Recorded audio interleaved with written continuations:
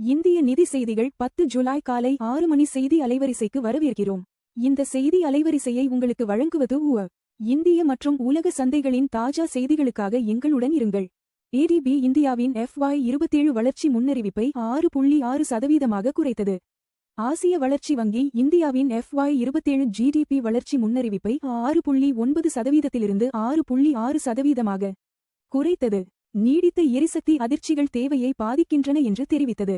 உலகளாவிய கொள்ளை ஏற்ற இறக்கத்தின் மத்தியில் ஆசியாவின் 3வது பெரிய பொருளாதாரத்திற்கு இந்த திருத்தம் எச்சரிக்கையை அளிக்கிறது. நிஃப்டி 50 கடைசியாக 23,882இல் முடிந்தது. சந்தைகள் இன்னும் திறக்கவில்லை. நிஃப்டி 50 கடைசியாக 23,882.05இல் முடிந்தது மற்றும் சென்செக்ஸ் 76,503.60இல் முடிந்தது. இரண்டு குறியீடுகளும் முந்தைய அமர்வில் சமநிலையாக இயங்கின.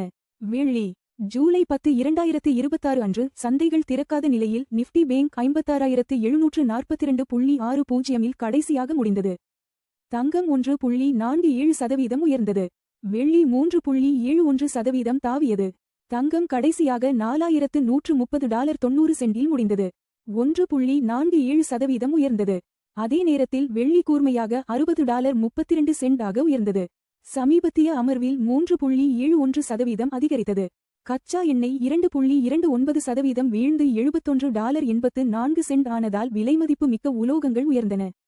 அணுசக்தி விரிவாக்கத்திற்காக இந்தியா ஆஸ்திரேலிய யுரேனியம் ஒப்பந்தம் பெற்றது. பிரதமர் மோடியின் வருகையின் போது இந்தியா ஆஸ்திரேலியாவுடன் யுரேனியம் வழங்கல் ஒப்பந்தத்தை இறுதி செய்தது. உள்நாட்டு அணுசக்தி உற்பத்தி திறனை விரிவாக்குவதை நோக்கமாக கொண்டது.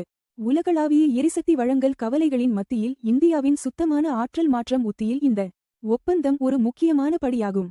இன்ஃபோசிஸ் NYSE பங்கு $11.13இல் 1.83% உயர்ந்து முடிந்தது. NYSEயில் இன்ஃபோசிஸ் பங்குகள் கடைசியாக $11.13இல் முடிந்தன. முந்தைய அமெரிக்க அமர்வில் 1.83% உயர்ந்தன. நாஸ்டாக் கூர்மையாக உயர்ந்ததால் பரந்த சந்தைகளை விஞ்சியது. NSEயில் இன்ஃபோசிஸ் கடைசியாக 10 பைசா 0.6930இல் முடிந்தது. விகிதம் 95.86இல் கடைசியாக இருந்தது. HDFC வங்கியின் Q1 முடிவுகள் ஜூலை 18, 2026 அன்று அறிவிக்கப்படும். HDFC வங்கியின் இயக்குனர் குழு ஜூன் 2026 காலாண்டில் முடிந்த Q1 FY27 நிதி முடிவுகளை அங்கீகரிக்க 18 ஜூலை அன்று கூடும். HDFC வங்கி NSEயில் கடைசியாக 810 பைசா 30இல் முடிந்தது. தனியார் கடன் வழங்கியின் செயல்திறனை அளவிட முதலீட்டாளர்கள் வருவாயை எதிர்பார்க்கின்றனர். ஃபெடரல் வங்கி S மற்றும் P இடமிருந்து BBB முதலீட்டு தர மதிப்பீடு பெற்றது. S மற்றும் P குளோபல் ரேட்டிங்ஸ் ஃபெடரல் வங்கிக்கு அதன் முதல் BBB நிலையான நீண்ட கால வழங்குனர் கடன் மதிப்பீட்டை வழங்கியது. தனியார் துறை கடன் வழங்கியை முதலீட்டு தர பகுதியில் நுழைவிக்கிறது. இது உலக மூலதன சந்தைகளில் ஃபெடரல் வங்கியின் நம்பகத்தன்மையை அதிகரிக்கும் ஒரு முக்கியமான மைல்கல் ஆகும்.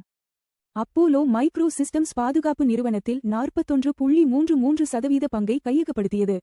அப்போலோ மைக்ரோ சிஸ்டம்ஸ் ஒரு பாதுகாப்பு துறை நிறுவனத்தில் 41.33% பங்கை கையகப்படுத்த பங்கு வாங்கல் ஒப்பந்தத்தில் கையெழுத்திட்டது. இது வெள்ளியன்று வர்த்தக அமர்வில் மல்டிபேகர் பங்கை கூர்மையான கவனத்தில் வைக்கும். இந்த கையகப்படுத்தல் இந்தியாவின் விரிவடையும் பாதுகாப்பு உற்பத்தி சூழலில் அப்போலோ மைக்ரோ சிஸ்டம்ஸின் நிலையை வலுப்படுத்துகிறது. சீனாவின் AI மாதிரி ஏற்றுமதி கட்டுப்பாடுகள் இந்தியாவை AI உத்தியை மறுபரிசீலனை செய்ய வைக்கலாம். சீனா தனது முன்னணி AI மாதிரிகளுக்கான வெளிநாட்டு அணுகலை கட்டுப்படுத்த பரிசீலிக்கிறது. இது சீன மாதிரி சூழல்களை பகுதியளவு நம்பியிருந்த இந்தியாவின் AI வளர்ச்சி திட்டங்களை சீர்குலைக்கலாம். தனியாக இந்திய நிறுவனங்கள் AI தத்தெடுப்பை விரைவுபடுத்துவதால் காக்னிசன்ட் தனது முன்னணி சான்றிதழ் பெற்ற பொறியாளர்களை 5000 ஆக அதிகரிக்க திட்டமிட்டதாக அறிவித்தது. ட்ரம்ப் போர் நிறுத்த ஒப்பந்தத்தை முடித்த பிறகு இந்தியாவின் ஈரான் எண்ணெய் உத்தி சந்தேகத்தில். அமெரிக்க ஜனாதிபதி டொனால்ட் ட்ரம்ப் புதன்கிழமை அமெரிக்க-ஈரான் போர் நிறுத்த புரிந்துணர்வு ஒப்பந்தம் முடிவடைந்துவிட்டது என்று அறிவித்தார். இது ஈரானிய கச்சா எண்ணெயை இறக்குமதி செய்வதற்கான இந்தியாவின் திட்டங்களை நிச்சயமற்ற நிலைக்கு தள்ளியது. கச்சா எண்ணெய் கடைசியாக 2.29% வீழ்ந்து $71.84இல் முடிந்தது. புவிசார் அரசியல் வளர்ச்சிக்கான சந்தை எதிர்வினையை பிரதிபலிக்கிறது. BSE சென்செக்ஸ் முக்கிய நகர்வுகள்.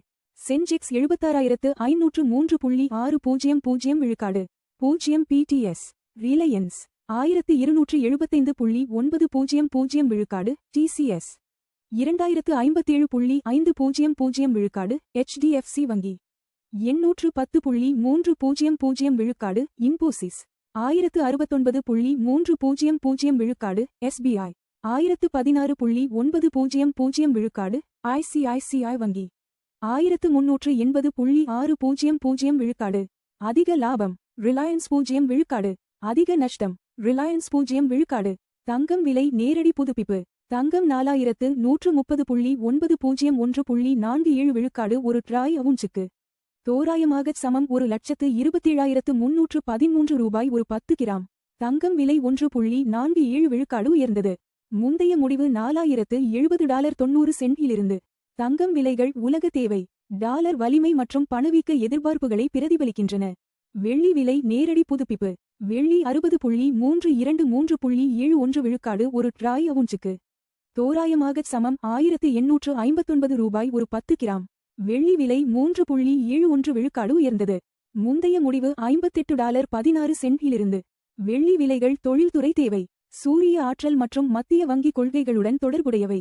LPG சிலிண்டர் விலைகள் முக்கிய நகரங்களில் இன்றைய LPG சிலிண்டர் விலைகள் புது டெல்லி $942 ரூபாய் 2,930 ரூபாய் மும்பை $941 ரூபாய் 50 பைசா 2,885 ரூபாய் 50 பைசா சென்னை $957 ரூபாய் 50 பைசா 3,106 ரூபாய் பெங்களூரு $944 ரூபாய் 50 பைசா 3,021 ரூபாய் ஹைதராபாத் $994 ரூபாய் 3,191 ரூபாய் ஆந்திர பிரதேசம் $966 ரூபாய் 50 பைசா 3,128 ரூபாய் கச்சா எண்ணெய் விலை நேரடி புதுப்பிப்பு WTI கச்சா எண்ணெய் 71.842.29 விழுக்காடு ஒரு பேரலுக்கு வர்த்தகமாகிறது எண்ணெய் விலை 2.29 விழுக்காடு குறைந்தது முந்தைய முடிவு $73.52 இலிருந்து கச்சா எண்ணெய் விலைகள் இந்தியாவின் எரிபொருள் செலவு மற்றும் பணவீக்கத்தை கணிசமாக பாதிக்கின்றன USD முதல் INR நேரடி மாற்று விகிதம்